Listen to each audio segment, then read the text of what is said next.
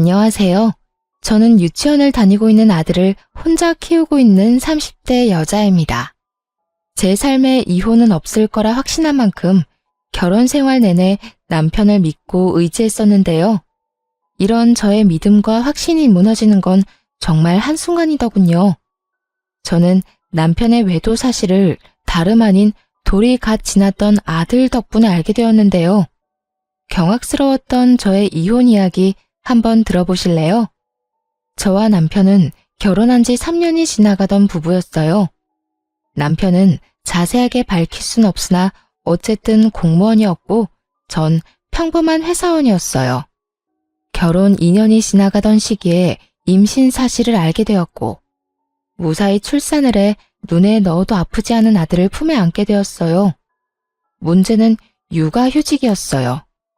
저희 회사에도 물론 육아휴직이란 제도가 있긴 했지만 아무래도 눈치가 보이는 상황이었고 그에 비해 남편은 육아휴직에 대해 너그러운 편이었죠. 그래서 휴직이 곤란한 저를 대신해 남편이 육아휴직을 쓰고 집에서 아들을 보살피기로 했고 전 그런 남편 덕에 회사에 눈치 보지 않고 몸만 회복하고 출근을 하게 되었던 것이었어요.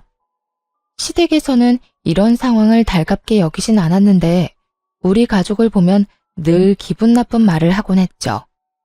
남편이 사표를 낸 것도 아니고 그저 육아휴직을 냈을 뿐인데 꼭 저를 위해 회사를 아예 그만둬버린 것처럼 말이죠. 예로부터 남자는 나가서 일을 해야 어깨를 펴고 사는 법인데 무슨 여자가 돈을 벌겠다고 저 유난을 부리는지. 자고로 여자는 집에서 살림이나 해야지 밖으로 나돌면 안 되거늘.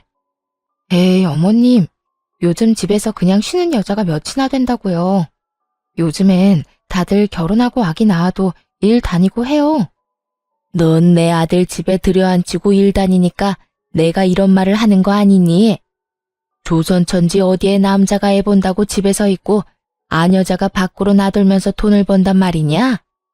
어머님, 아범이 아예 사표를 쓴 것도 아니고 육아휴직을 쓴 거라고요. 언제든 복직하고 싶으면 하면 된다고요. 그러니까 그렇게 나쁘게만 보지 마시고 이해 좀 해주세요. 어머님 저 볼 때마다 매번 그렇게 말하니까 저도 어머님 뵐 때마다 마음이 불편하다고요. 네 마음 편해지라고 나는 할 말도 하면 안 되니? 하여튼 이래서 안 되는 거다. 사회생활 좀 한다고 하늘 같은 시어머니한테 말대꾸나 해대고 말이야. 아무리 좋게 설명을 해도 끝은 매번 저 모양이니 더는 말을 섞고 싶지도 않아지더군요. 말이야 바른 말이라고 저라고 아직 엄마 손길이 필요한 아기를 두고 출근을 해야 하는 상황이 마냥 편한 상황은 아니잖아요. 물론 밖에서 사람을 만나는 저와는 달리 온종일 아기와 씨름하는 남편도 힘들겠지만 저 역시 몸도 편치 않은 상황에서 일하랴 집에 와서 살림하랴 보통 힘든 것이 아닌 상황이었죠. 하지만 남편이 절 위해 육아휴직까지 쓴 만큼 저 역시 그런 남편을 위해 최대한 힘든 티를 내지 않고 퇴근하고 나선 남편을 쉬게 하려 노력했는데 저딴 말이나 들으니 기분이 좋지만은 않은 상황이었죠. 거기에다 제 기분을 가장 상하게 했던 말은 다름 아닌 이 말이었어요. 여자는 밖으로 돌리면 사고치게 돼 있다고. 어디 가서 애먼 짓이나 하고 다니고 있는지 누가 알겠어? 남자, 외간 남자 말이다. 시모는 이미 제가 회사를 다니며 외도나 저지르고 다니는 여자 취급을 해댔고 저는 정말 제 몸에 카메라라도 달아서 제 치열한 하루를 보여주고 싶은 심정이었죠. 남편은 시댁에서 이런 말이 나올 때마다 이런 말을 하곤 했어요. 우리 부모님이 옛날 분들이라서 그래. 특히 엄마 사고방식이 조금 고지식해서 아마 그런 식으로 말씀하시는 걸 거야. 당신이 나가서 정말 그런 짓을 한다고 생각하는 게 아니라 그냥 말만 저렇게 하시는 것뿐이야. 멀쩡한 아들이 집에서 아기 보고 있다는 사실이 속상하셔서 하는 말이지 뭐. 그러니까 당신 너무 속상해하지 마. 마음에 담아두지도 말고 말이야. 제 마음을 달래주려고 하는 말인 걸 알면서도 계속해서 반복되는 말과 상황 앞에서 남편의 위로 섞인 변명을 들리지 않았고 저는 점점 마음이 상해갔어요. 그러던 어느 날 아들이 열감기에 걸려 고열이 나게 되었고 이 소식을 전해 들은 시모가 저에게 전화를 걸어 모든 것을 제 탓으로 돌리며 화를 내기 시작하더군요. 이래서 애는 엄마가 키워야 한다는 거야. 애 엄마라는 게 애는 뒷전이고 밖으로 나다닌다고 바쁘니 애가 감기나 걸리지. 가뜩이나 아픈 아들을 두고 출근하는 것이 마음도 편치 않고 아들과 남편에 대한 미안한 마음 때문에 눈물을 쏟아내고 싶은 심정인데 퇴근하고 집에 돌아오자마자 저딴 소리나 듣고 있으니 그야말로 폭발을 해버리고 말았어요. 어머님은 제 아들이 눈이 간지러워서 눈만 깜빡거려도 제 탓을 하실 건가요? 애들이 크다 보면 아프기도 하고 감기에 걸리면 열도 날 수 있는 일인데 그건 애가 크는 과정인 거지 누가 잘못하고 누가 틀려서 그런 일이 일어난 게 아니잖아요. 자연스럽고 당연한 일인데 왜 그걸 제 탓으로만 돌리세요? 저도요, 회사 다니고 싶어서 다니는 거 아니고요. 회사 다니고 싶은 남편 끌어다 앉힌 것도 아니라고요. 육아휴직을 먼저 내겠다고 말을 꺼낸 사람도 육아휴직을 결정한 사람도 다 남편이니 더는 저한테 이런 식으로 말하지 마세요. 너 이때까지 이렇게 할 말이 많은데 어떻게 참고 살았니? 입이 무거운 건지 속이 엉큼한 건지 알 수가 없구나. 시모는 있는 힘껏 말을 비꼬아대며 비아냥대고 있었고 저 역시 그런 시모에게 지지 않고 제 할 말을 해주었어요. 언젠간 그만하겠지 싶어 이때껏 참았는데 계속 참았다간 아들이 다 커서 장가 갈 때까지도 잘 되면 남편 덕분 뭐 하나라도 잘못되면 제 탓이라고 할 것 같아서 더는 참을 수가 없었네요. 넌 무슨 말을 그렇게 하니? 내가 또 언제 그렇게까지 네 탓만 했다고. 남들이 들으면 크게 오해하겠어. 난 전부 너를 걱정하는 마음의 한 말이었단다. 시모는 제가 한마디도 지지 않고 맞서자 그제야 한 발 물러서며 본인이 언제 그랬냐고 발뺌을 했고 전 그런 시모에게 조금 더 단호하게 경고 아닌 경고를 날려주었습니다. 어머님은 그런 의도가 아니었다고 한들 모든 걸 제 탓이라고 생각하고 절 미워한다고만 생각이 들었어요. 앞으로는 제가 이런 오해를 하지 않도록 어머님께서 조금 더 조심히 해주세요. 저 역시 그렇게 생각하지 않도록 노력할 테니까요. 그러면 들어가세요. 저는 그대로 전화를 끊어버렸고 남편은 그런 제가 심했다고 생각했는지 저에게 이렇게 말하더라고요. 꼭 그렇게까지 말했어야 했어. 엄마도 애가 아프니까 속상해서 하는 말이잖아. 이때까지 잘 참다가 갑자기 왜 그래? 내가 참기만 하면 어머님이 그만했을 것 같아? 아마 모르긴 몰라도 날 한평생 못 살게 굴었을 거라고. 난 절대 그렇게는 못 살아. 내가 무슨 죄를 지었다고 이런 말을 듣고 살아야 해? 당신이 나서서 막아줄 거 아니면 앞으로 아무 말도 하지 말고 지켜나 봐. 제가 이런 식으로 단호하게 말하자 남편도 가만히 있어주더라고요. 남편은 알았던 거죠. 제가 한 번 아니라고 생각하고 화가 나면 말릴 수 없다는 걸 말이죠. 남편은 더는 이 일을 입에 올리는 일은 없었고 시모 역시 여전히 저를 싫어하는 티가 나긴 했지만 모든 것을 제 탓으로 돌리는 태도는 점차 줄어들더군요. 그렇게 1년이라는 시간이 지났고 무사히 아들의 돌잔치를 마치고 난 얼마 뒤였어요.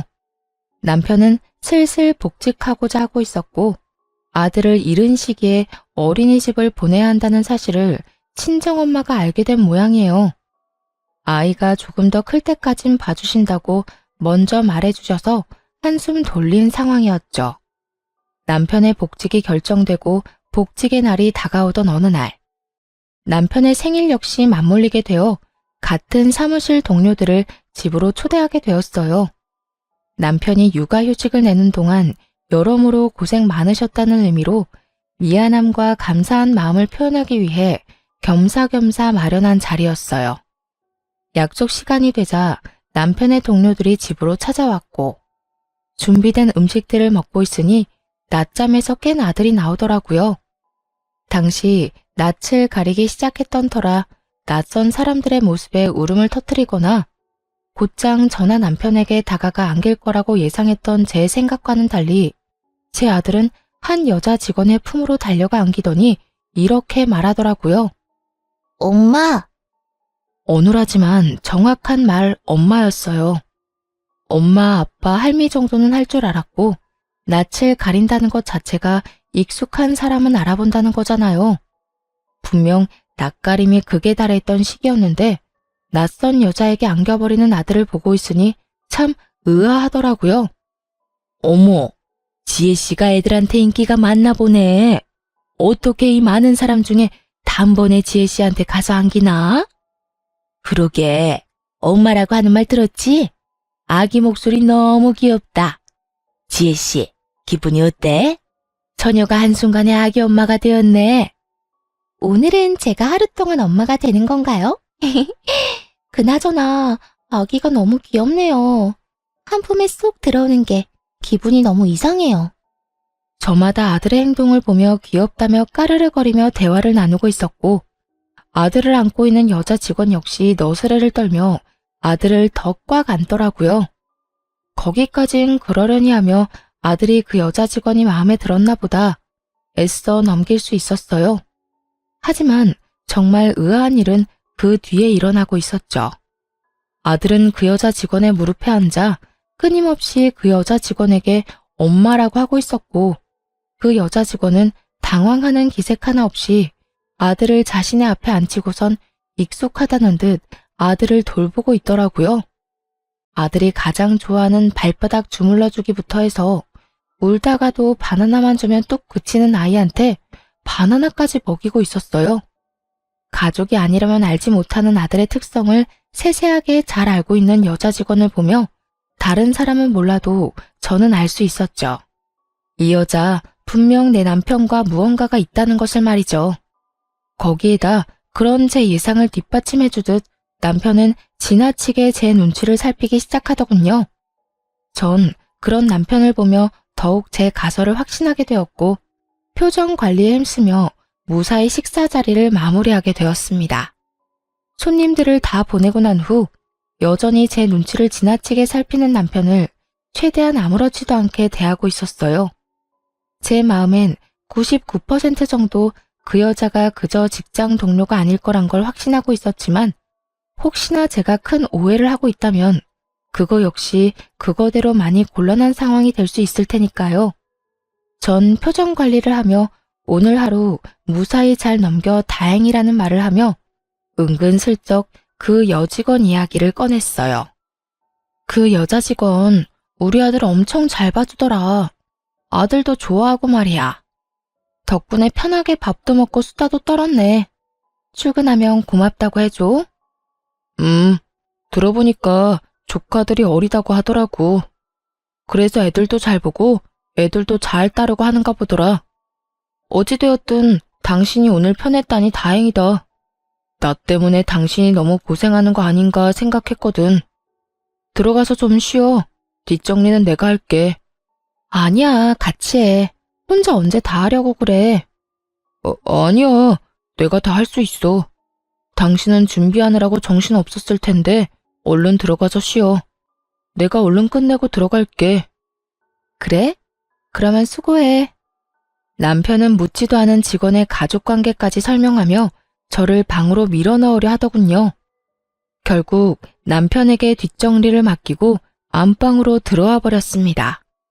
아무리 좋게 생각해보려고 해도 의심스러운 정황에 한참을 고민하던 저는 아기가 태어나기 전 충동적으로 구매했던 홈 CCTV 2개를 꺼내들게 되었죠.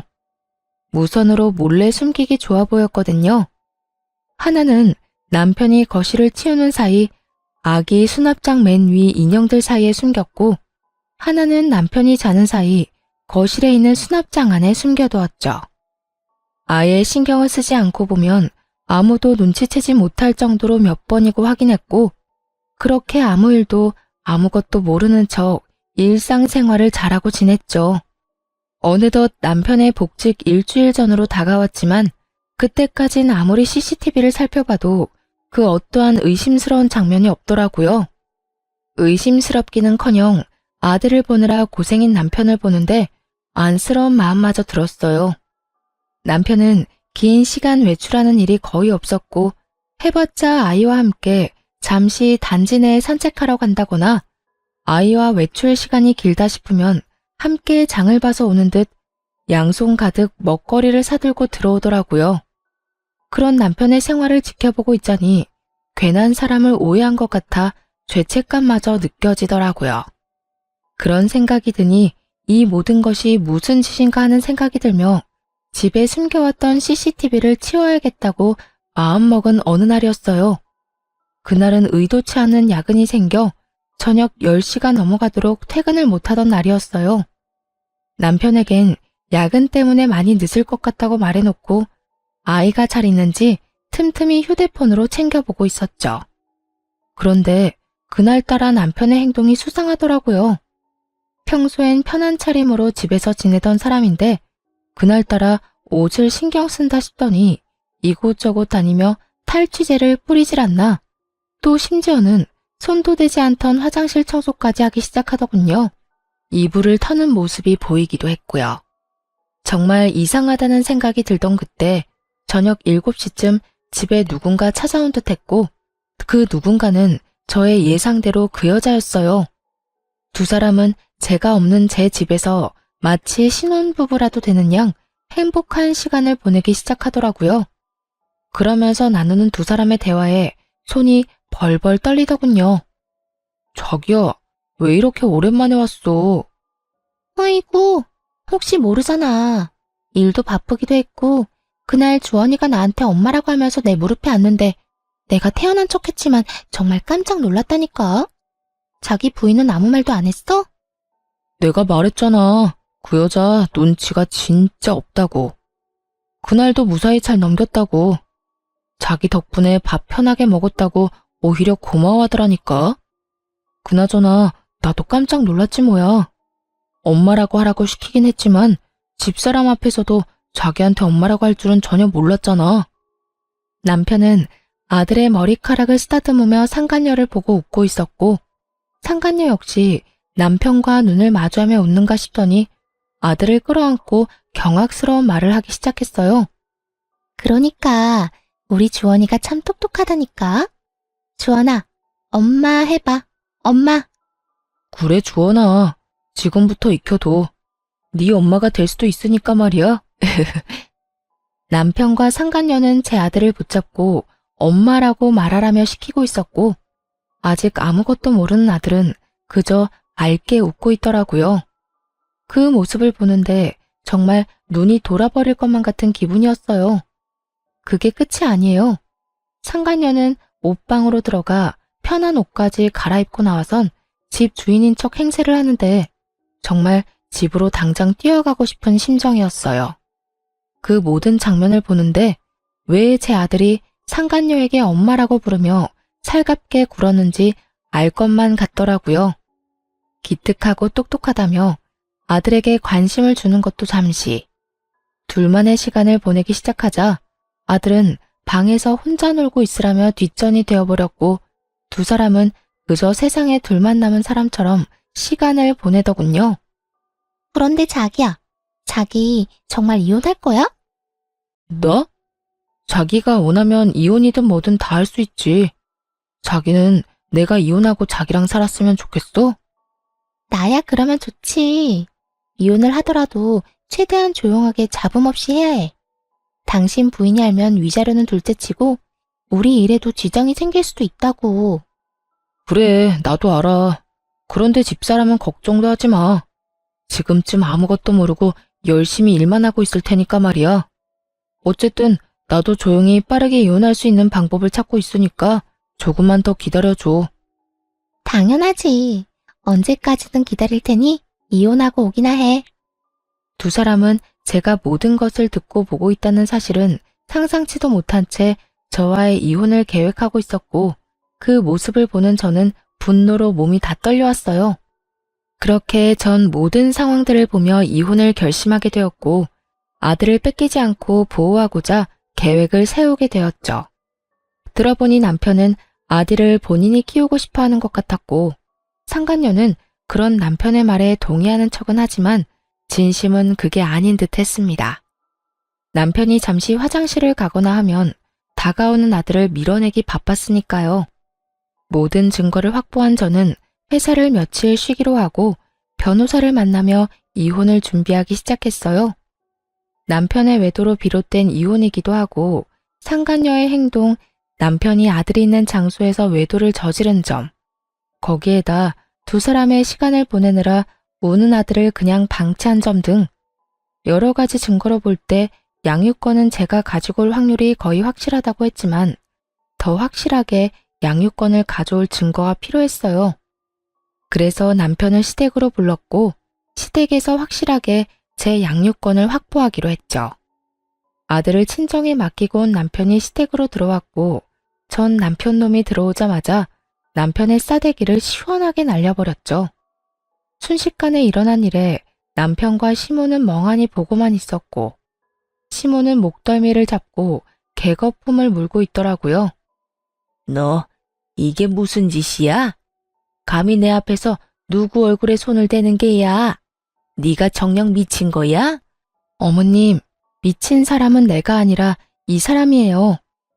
제 말에 남편은 억울하다는 듯 저를 보며 득달같이 따지고 들기 시작했어요. 내가 뭘 잘못했는데 다짜고짜 이러는 거야? 내가 갑자기 왜 이러는지 조금도 짐작이 안 가니? 그만큼 당당한 거야? 아니면 워낙 잘못한 게 많아서 뭘 말해야 할지도 모르겠는 거야? 말을 해. 당신이 아무 설명도 없이 이러는데 내가 어떻게 알아? 정확히 설명을 해보란 말이야. 아, 그래? 그러면 이거 좀 볼래? 여전히 아무것도 모르겠다는 표정으로 피해자인 척하는 남편을 향해 미리 영상분을 캡처해 뽑은 사진을 남편의 얼굴에 냅다 던져버렸어요. 땅바닥에 떨어진 사진을 봤는지 남편 얼굴이 점점 사색이 되어 가더라고요. 당신 아주 대범하더라. 감히 우리 집에서 이딴 짓을 해? 그것도 내 배 아파서 낳은 내 자식 앞에서? 네가 이러고도 인간이야? 이게 아빠라는 인간이 할 짓이냐고. 차라리 애를 맡기고 밖에서나 만나서 놀아야지. 이게 도대체 뭐 하는 짓이야? 여보, 그게 아니라 내 말 좀 들어봐. 그게 아니긴 개뿔. 이미 다 듣고 이미 다 봤어. 너 나랑 이혼한다며? 최대한 조용하고 잡음 없게 이혼을 해? 누구 맘대로. 내가 너랑 이 여자 가만둘 것 같아? 저는 고함을 질러버렸고 시모는 빠르게 다가와 바닥에 떨어진 사진을 주워 들더라고요. 사진을 쥔 시모의 손이 덜덜 떨리고 있었는데 그런 손과는 달리 표정은 애써 평온한 척 연기를 하기 시작했어요. 그 상황에서도 어떻게 해서든 남편에게 불리한 상황을 만들기 싫어 악착같이 괜찮은 척, 아무렇지 않은 척, 태연한 척 연기를 하는 것이었죠. 그렇게 한참 마음을 가다듬던 시모는 태연한 목소리로 말했어요. 그래서 어쩔 거니? 애도 있는데 이까진 일로 이혼이라도 할 거니? 남자들 사회생활 하다 보면 이런 실수 한두 번은 다들 하고 살아. 남편이 바람 좀 피웠다고 이혼하면 이 세상에 나만 아는 부부가 있을 거라 생각해? 어머님 같으면 다른 여자랑 바람나서 언제 이혼할까 날짜 세고 있는 남자랑 살 수 있어요? 나 때는 다 그러고 살았다.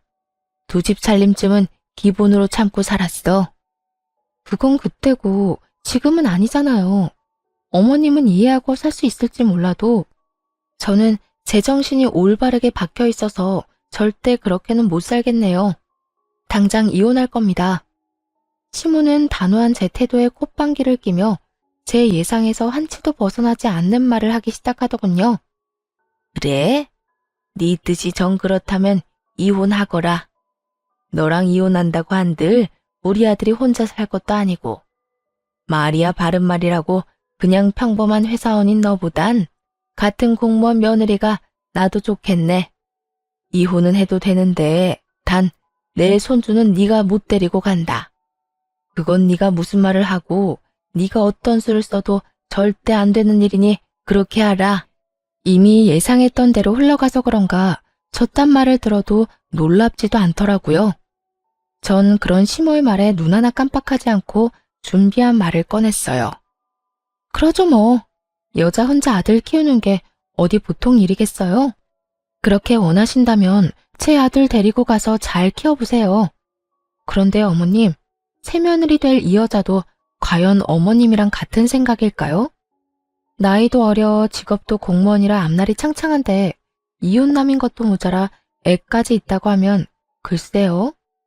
지금은 사랑에 눈이 멀어서 앞뒤 재지 않고 이딴 짓까지 한다고 쳐도 막상 정말 이혼까지 하고 애까지 키워야 한다고 하면 그 여자가 순순히 받아들일지는 잘 모르겠네요. 뭐야? 지금 네 말은 그 여자가 내 손주를 안 키워주기라도 할 거란 말이야? 그렇잖아요. 어머님 같으면 직업도 공무원에 나이도 어린데 이혼남도 모자라 애까지 키워야 한다고 하면 그런 결혼할 것 같아요. 제가 본 게 좀 있어서 그러는데 그 여자 절대 제 아들 제대로 안 키울 거예요. 우리 집에 나 몰래 왔을 때도 남편이 화장실 가니 애는 나 몰라라 하던데요 뭘. 이렇게 바득바득 우겨서 데려간 아들 다른 데는 맡기지는 못할 거고 그렇다고 해서 어머님이 이제 걷기 시작한 애를 도맡아 키울 수는 없을 텐데 그래도 손주가 아까워서 저에게 못 주겠다고 하면 하는 수 없죠. 제가 포기할게요. 시모는 제 말을 가만히 듣고 있더니 일리가 있다 싶었는지 순식간에 말을 뒤집더군요. 아, 아니다. 모름지기 애는 엄마가 키워야 하는 게야. 나야 물론 내 새끼 곁에 두고 보면 좋겠지만 어디 내 생각만 할 수 있니? 우리 손주를 위해서 이 할미가 포기할 건 포기해야지 뭐. 시모의 말에 남편이 나서 그럴 순 없다고 했지만 그 역시도 아들 혼삭기를 막을까 걱정됐던 시모가 득달같이 반박하고 나서주더군요. 그래도 애를 어떻게 보내? 난 내 아들이랑 같이 살 거야. 내 아들이랑 떨어져 살기 싫다고. 이 녀석아, 조용하지 못해? 애야 한 번씩 보면 되지만 넌 이혼해서 혼자 어떻게 살 거야? 한평생 외롭게 살 거야? 그건 걱정하지 마. 지혜가 우리 아들 자기 자식처럼 키워준다고 했다고. 그걸 다 믿어? 지금이야 너한테 눈이 멀어서 애가 어려도 뭐든 다 하겠다고 말하겠지만 막상 너 이혼하고 네가 아쉬운 처지 돼봐라. 그때도 네 말처럼 애 키운다고 말이 나올지. 그리고 너희 살면서 애라도 생기면 어떻게 할 거야? 여자는 제 배 아파 낳은 자식한테 손길 눈길 한 번씩은 더 가게 되는 법이야. 설마 우리 지혜 그런 여자 아니라고. 그런 여자라서 그렇게 행동하는 게 아니라 그런 상황이니 그렇게 행동할 수밖에 없다는 걸 왜 몰라 이 녀석아. 괜히 애 때문에 상황 시끄럽게 만들지 말고 그냥 넌 홀가분하게 애 주고 와서 깨끗하게 새 출발해. 시모의 반박 불가한 말에 남편은 어느새 수긍하며 고개를 끄덕이고 있었고 전 마음속으로 쾌재를 불렀습니다. 만약 그럼에도 시모와 남편이 양육권을 가지려 우겨대면 읊어주려고 미리 작성해왔던 변호사님의 자문도 주머니 속에 있었거든요. 뭐 귀찮은 일은 덜었던 것이었죠. 그래, 그러면 우리 아들 양육권은 당신이 가져. 그 대신 우리 아들 잘 키워야 한다. 정말 잘 키워야 해? 어쩔 수 없지 뭐. 그런 걱정은 하지도 마. 그래도 내가 엄만데 남보다 내가 더 지극정성으로 키우지 않겠어? 당신은 이상한 걱정하지 말고 이혼이나 잘 준비해. 그렇게 양육권 문제도 마무리되었고 그 자리에서 양육권 포기 각서도 받았습니다. 물론 양육권을 포기한다는 모든 대화 내용도 녹음을 따로 해두었고요.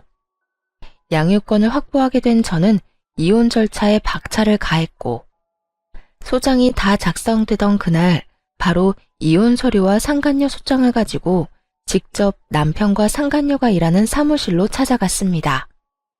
그날은 남편의 복직 첫날이었기에 여러모로 기념스러운 날이 되려고 그날로 정했던 것이었죠. 아침 일찍 사무실로 찾아가니 때마침 사람들이 다 모여 남편의 복직을 환영하고 있더라고요. 이혼도 코앞으로 다가왔겠다. 회사 복직도 했겠다. 입이 찢어질 듯 웃고 있던 남편과 상간녀는 저를 보자마자 얼굴이 새파랗게 질려가더군요. 당신 여기까지 무슨 일이야? 무슨 일은 직접 줄 게 있어서 이렇게 왔지. 이렇게 말한 저는 손에 들린 서류 봉투를 흔들었고 남편은 어떤 것임을 짐작했는지 저를 끌고 나가려고 안간 힘을 쓰더라고요. 이렇게 쉽게 끌려나가려고 그 아침 대바람부터 찾아온 것이 아니었잖아요. 전 초인적인 힘을 발휘해 남편을 뿌리치곤 남편의 얼굴엔 이혼 서류를, 상간녀의 손엔 상간녀 소장을 쥐어줬어요. 이건 당신 거고 이건 그쪽 거. 보면 알겠지만 당신한테 준 건 이혼 서류고 그쪽한테 준 건 상간녀 소장이야. 제 입에서 상간녀라는 단어가 나오자 사무실엔 정적이 흐르고 모두가 놀란 토끼 눈을 하며 남편과 상간녀를 번갈아 보더군요. 상간녀는 이런 와중에도 발뺌하기 바쁘더라고요. 이걸 왜 날 줘요? 사람 착각한 것 같은데 저 이런 거 받을 이유가 없다고요. 받을 이유가 없어? 그럼 내가 받을 이유를 여기서 한번 읊어줄까? 너 나 회사 출근하면 우리 집에 들락날락했던 거 내가 모를 줄 알아? 내 남편한테 이야기 못 들었니? 내가 다 알았다는 거. 아니면 이야기는 다 들었지만 내가 이렇게까지 나올 줄은 몰랐던 거야? 그래서 이렇게 말도 안 되는 발뺌질을 하는 거야? 발뺌해도 소용없어. 증거는 넘쳐나고 상간녀 소송 진행되면 어차피 다 알게 돼 있으니까 발뺌 그만하지? 저는 정말 아니라니까요. 전 정말 상간녀 이런 거 아니라고요. 아니긴 개뿔. 여기 내 남편이랑 바람난 여자가 너 말고 또 있어? 헛소리 그만하고 소장 주인 제대로 찾아간 거 맞으니까 내용 잘 읽어보고 위자료나 제대로 준비해. 알겠어? 상간녀가 아무 말도 못하고 몸만 부들부들 떨고 있으니 남편은 도저히 안 되겠다 싶었는지 다시금 저를 바깥으로 잡아 끌기 시작하더군요.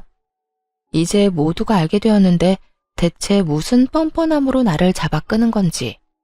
그 손길이 너무 더럽고 추악하게 느껴졌던 저는 팔을 신경질적으로 쳐내며 말했죠. 이거나 어디서 감히 내 몸에 손을 대? 네가 가지 말라고 해도 내 할 일은 다 했으니 이제 갈 거야. 제가 방향을 틀자 남편 놈은 저만 들리게 아주 작은 소리로 이렇게 말하더라고요. 갈 때 가더라도 사람들한테 다 오해라고 설명하고 가야 할 거 아니야. 이대로 가면 나랑 지혜는 어떻게 해? 당신 때문에 일 그만두게 되면 당신이 책임질 거야? 어쩌면 인간이 이렇게나 뻔뻔할 수가 있는지 그 순간 멍하더라고요. 어쩌다가 인간이 이렇게까지 변했나 싶기도 하고요. 어이없다는 듯 남편을 쳐다보다 큰 소리로 고함을 치고 사무실을 나와버렸습니다. 야, 뭐? 오해? 너랑 저 여자 바람 피운 증거가 차고도 넘치는데 오해는 무슨 오해야. 그리고 너희가 불륜 저질러서 일 못하게 된 걸 왜 나한테 책임을 지래? 정신 차려. 내 인생 망친 너희들이 나한테 어떻게 해줘야 하지. 너희한테 내가 해줄 건 복수 말곤 없다 이거야. 할 일을 무사히 마친 저는 집으로 돌아와 버렸고 그 후 본격적인 이혼이 진행되었어요. 저는 두 사람 모두에게 위자료를 받게 되었고 양육권 재산 분할까지 제가 원하는 대로 이혼을 마쳤죠. 전 남편과 상간녀는 불륜 사이가 기정사실화되었고 당연히 내부 징계를 통해 힘들게 공부해서 된 공무원이란 직업을 그만두게 되었죠. 그렇게 직업만큼은 지키고 싶어 하더니 제 계획대로 다 이루어져서 얼마나 기뻤는지 모릅니다. 재판을 통해 이혼이 확정되는 날 전 남편과 상간녀가 백수신세가 되었단 걸 알았는지 시모에게 전화가 와 온갖 악담을 퍼부어대더군요. 네가 그러고도 사람이야? 그냥 조용히 이혼이나 하면 되지. 거길 왜 찾아가서 우리 귀한 애들 백수로 만들고 난리야? 너 어떻게 책임질 거야? 우리 아들이 몇 년을 공부해서 어떻게 된 공무원인데? 네가 다 책임져. 네가 다 책임지라고. 내 진짜 개념 없는 아줌마인 건 알고 있었지만 이 정도인 줄은 몰랐네. 잘못을 했으니 그 모양 그 꼴이 된 걸 왜 나한테 책임지래요? 공무원이나 되는 양반이 불륜 저지르고 조강지쳐 버릴 생각이나 하니까 그 모양 그 꼴이 된 거라고요. 너 지금 말 다 했니? 개념이 없어? 개념은 네가 없겠지. 양육권도 넘겨줬으며 고맙다 하고 조용히 이혼해주면 다 좋았을 일을 이렇게까지 일을 키워서 내 아들 앞길까지 망쳤어야 했어? 시모는 본인이 한 말이 기억도 나지 않는 것인지 양육권을 저에게 인심 써서 넘겨줬다는 듯 말하더군요. 그 어미의 그 자식이라더니 두 사람 다 한 채의 틀림도 없이 정신을 못 차리고 말이죠. 말은 똑바로 하세요. 양육권을 준 게 아니라 혹시나 그 귀한 아들 재혼하는데 걸림돌이 될까봐 떠넘겨버린 거 누가 모를 줄 알아요? 떠넘기긴 누가 떠넘겼다고 그래? 내가 그때도 말했다시피 애는 엄마가 키우는 게 맞으니까 마음이 아파도 보낸 거였다. 어디 그 말만 했나요? 애는 홀가분하게 엄마 줘버리고 깨끗하게 새 출발하고도 했잖아요. 그 말이 네 발목 잡기 전에 보내라는 말이랑 뭐가 다른가요? 이거 봐라. 네가 이렇게 말꼬리를 물고 늘어지니 내 아들이 바람이 난 게지. 남자가 나가서 바람 피우는 데는 다 여자 때문이지 무슨 이유가 있겠니? 그러니까 너도 내 아들 욕하고 다니지 말고 네 반성이나 하면서 살아. 내가 진짜 이렇게까지 안 하려고 했는데 하는 꼴 보니 더는 못 참겠네. 이보세요 아줌마. 아줌마가 그따위로 아들을 키우니까 그 모양 그 꼴이 된 거라고요. 그리고 내 입으로 내가 무슨 말을 하고 다니든 아줌마가 무슨 상관이에요?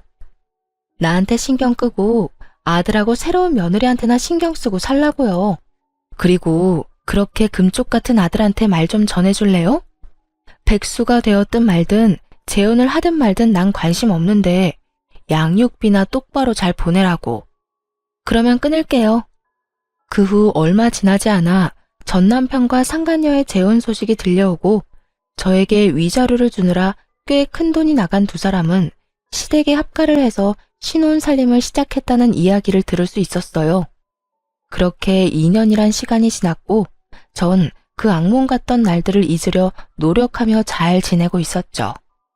이사도 해버렸고 연락처도 진작 바꿔버려 더는 연이 닿을 일이 없을 거라 생각했는데 술에 취한 전 남편이 새벽에 집으로 찾아온 것이 아니겠어요? 여긴 어떻게 알고 찾아온 거야? 아, 술 냄새. 술 먹었니? 나 술 좀 먹었어.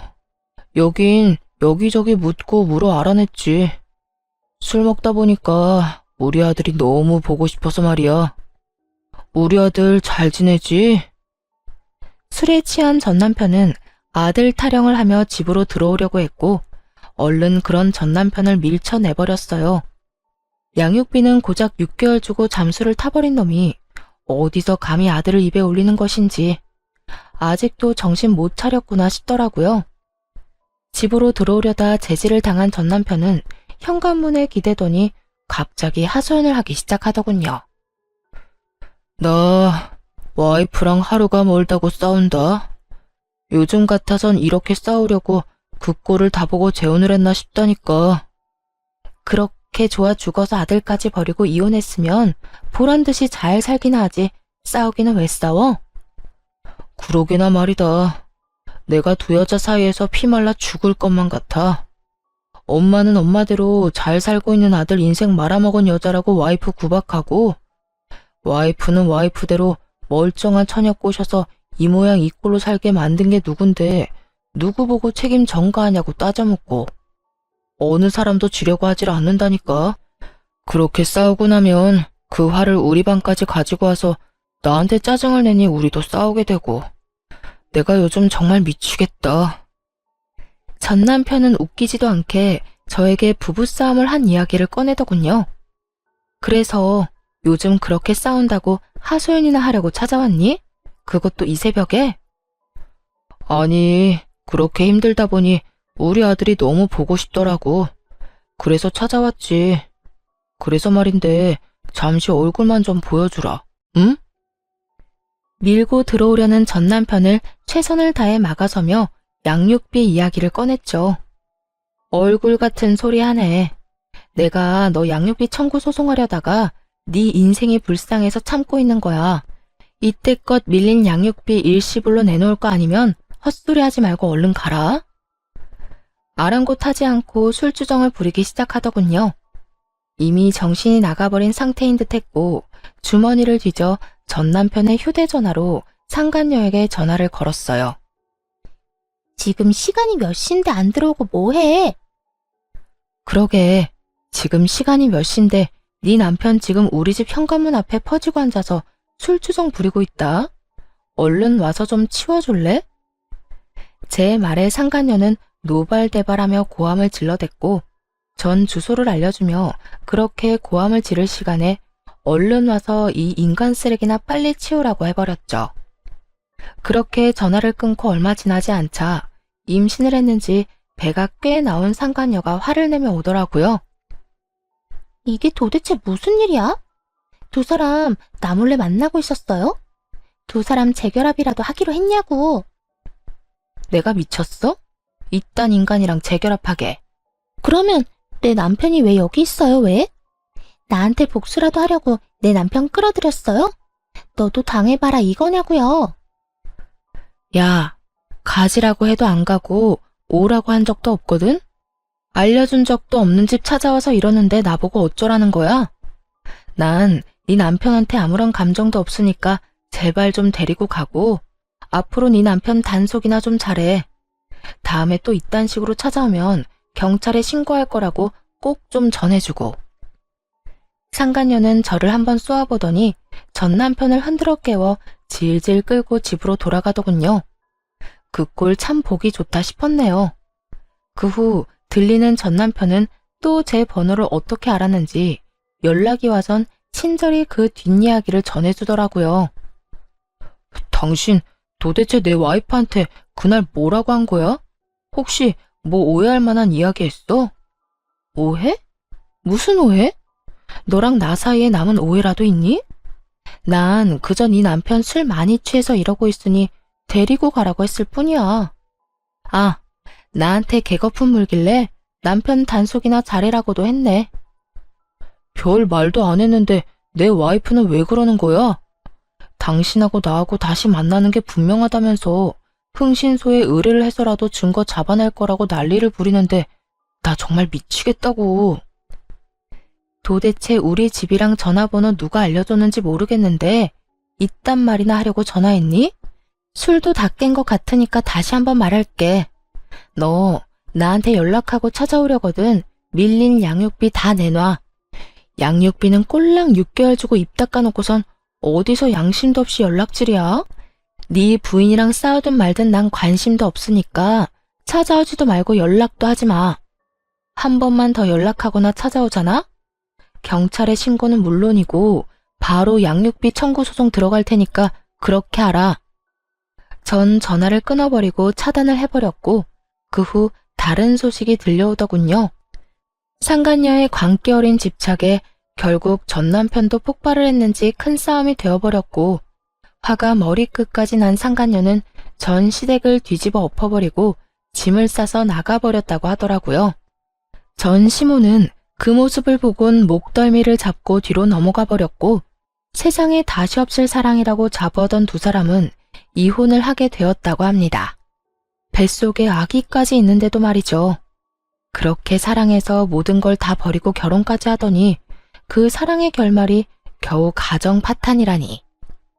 역시 불륜 커플에 어울리는 결말이다 싶었네요. 그러게 바람 피운 게 뭔 죄냐며 창피한 줄 모르고 나댈 때 알아봤죠. 그 후 전 잘 지내고 있습니다. 몇 년이라는 시간이 또 지났고 아이는 이제 유치원에 다니고 있어요.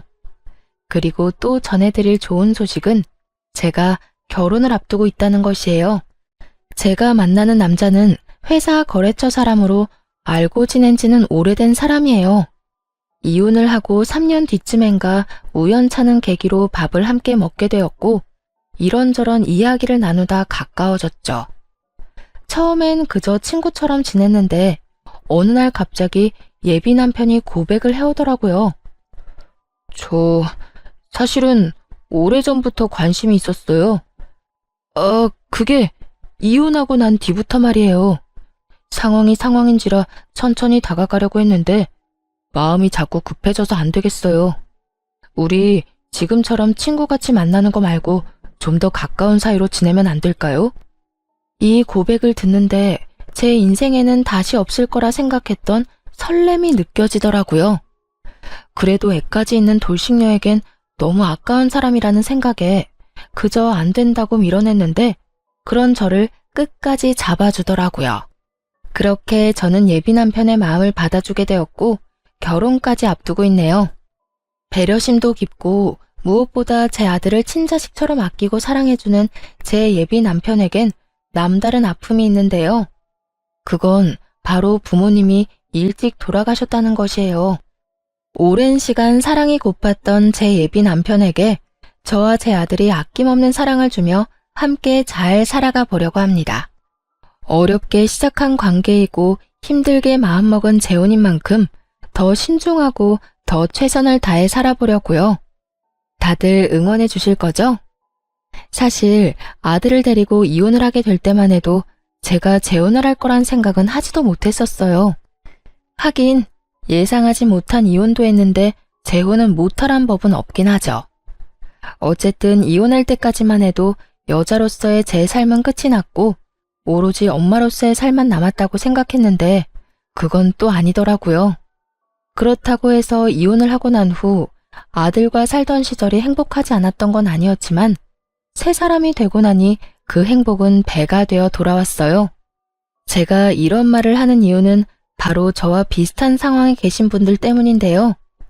아이가 있기 때문에 한 번의 실패 때문에 등등 많은 이유로 새 출발을 생각도 하지 않는 분들이 많더라고요. 그런 분들께 말씀드리고 싶어요. 자녀분을 홀로 양육하고 있다는 건 그만큼 사랑이 넘치고 책임감이 있다는 뜻이고 이혼을 했다는 건 손가락질 받거나 욕먹을 일이 아니란 것이에요. 아무 잘못도 없는 우리가 한 발 내디뎌 행복해야 하는 건 당연한 거 아닐까요? 다들 행복하세요. 제가 응원할게요. 긴 사연 함께 해주신 분들 감사합니다.